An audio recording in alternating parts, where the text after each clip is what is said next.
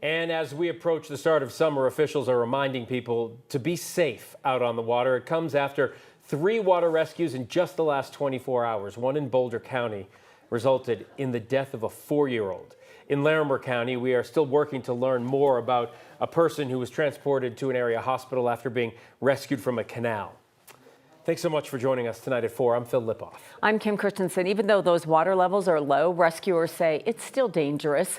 9 News' Northern Colorado reporter Amanda Gilbert is live in Boulder County with a warning from the experts. Yeah, these experts say regardless of the winter we've had, water bodies are still cold and possibly moving faster than we think. Summer has just begun, and the Boulder County Emergency Squad's already wrapping up a difficult 24 hours. Emergency Squad President Andy Amalfitano says people think water levels are low, but they shouldn't drop their guard. And yet we have had some rescues and recoveries recently, so it means it's real. Last night around 5:30, the Boulder County Sheriff's Office responded after a 4-year-old boy was pulled into South St. Vrain Creek near Lyons. Unfortunately, the child has succumbed to the incident and has passed away. Then this morning, there was another water rescue also in Lyons. 10-year-old child and a grandmother got across the creek there. They got onto a rock. They felt unsafe getting back to the other side. These safety experts want people to wear life jackets. It doesn't have to be this fancy, but we'd really like to see people with some kind of light flotation device on. Water may be looking slow, but underneath that current may be moving quickly. So kids especially, they're very lightweight. They can be moved very easily with those currents. And if a crisis does happen, call 911 right away. You're not bothering us. That's what we're here for. Please make that call to 911. Keep an eye on the person. Remember what we call the last scene point, the last point you saw them, and keep someone there so we know whether or not the person has floated back up, whether they floated downstream, or whether they're injured or not injured out on a rock. This gear is here for those who need it. And an update on that other rescue in Larimer County. Poudre Fire Authority says it happened along North County Road 19 near Fort Collins.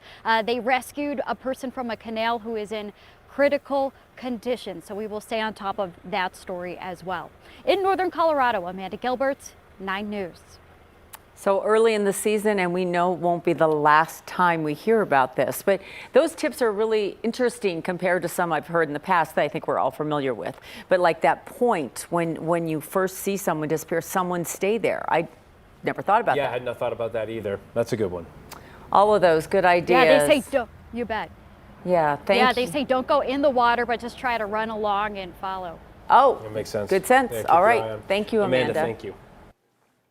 If you're headed outside, take a live look at downtown Denver. This is over Coors Field. The heat has returned to the metro after a few days of storms, but unfortunately, some severe weather has returned today. You're tracking all of it, Kathy. That's exactly right. At last hour, we had 3 severe thunderstorm warnings just south and east of Denver, a line of storms that popped up, and we're seeing these storms produce hail. We have only one of those cells that's still considered severe at this time, so that's good news. These storms, as they come off the foothills and move toward the east, running into some drier air. So right now, we've got this severe thunderstorm warning in Douglas County. This will continue until 4:45. We're getting some large hail reports. A 1-inch diameter hailstone in Weld County near Fort Lupton. We've also gotten a 1-inch diameter hail report in Franktown with this cell in Douglas County now moving over the Castle Rock area.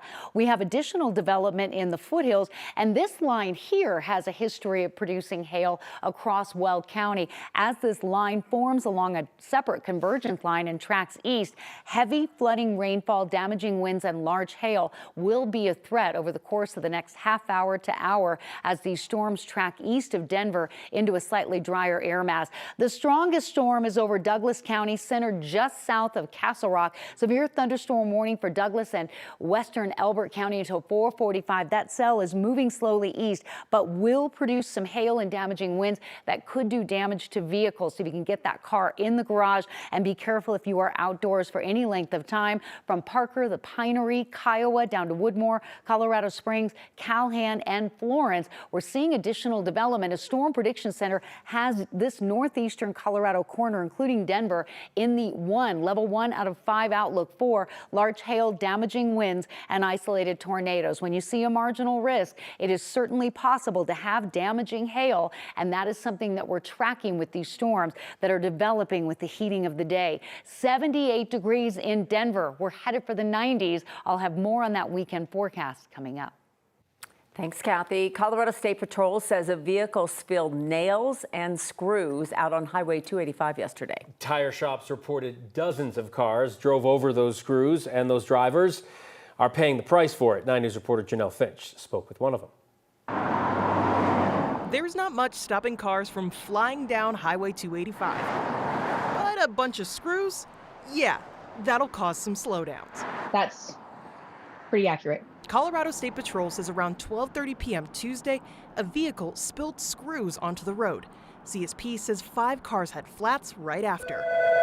But more victims kept rolling in for services. Between 2 area tire shops, nearly 20 drivers came off Highway 285 with screws. At Les Schwab in Littleton, single tires had anywhere from 3 to 12 pieces of hardware. I just happened to be one of them. Lori Kennedy says she was on the road right around the time of the accident.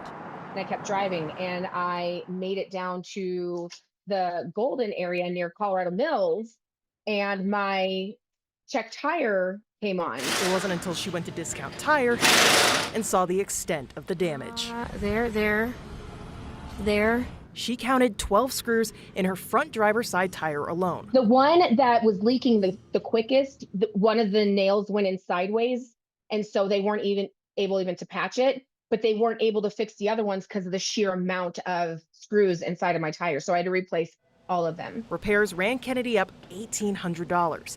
She says she's filed a claim with the insurance of the truck company and hopes CDOT will make sure the road is all cleaned up. I just hope that the people that were affected do their due diligence and put pressure on either the trucking company or the insurance company to make sure that he's held accountable. CSP says it's possible the driver could face a citation for spilling of a load on a highway for such an incident. We also spoke to a man who was driving behind the truck when this accident happened. He was able to snap a photo of the truck company and share that with the people who were involved. We reached out to that company and they declined to comment. Janelle Finch, 9 News. Thanks, Janelle. Governor Jared Polis has signed a bill bringing new regulations for sports bettors in Colorado. Senate Bill 131 prohibits online sports bettors from making more than 6 deposits a day and from using a credit card to make deposits. Not only that, sports betting companies are also barred from sending notifications that solicit bets or deposits. Major sports betting companies have argued against the measure, saying the move would drive people to unregulated gambling markets. Construction has begun in Aurora on a new animal shelter. Groundbreaking was held yesterday for the new 42,000 square foot 2-story shelter at Chambers Road and East 32nd Avenue. The project, costing more than $51 million, replaces the current 13,000 square foot facility that was built way back in the 80s. The new building will have space for 250 animals. Work is expected to wrap up late 2027 with an opening date of 2028.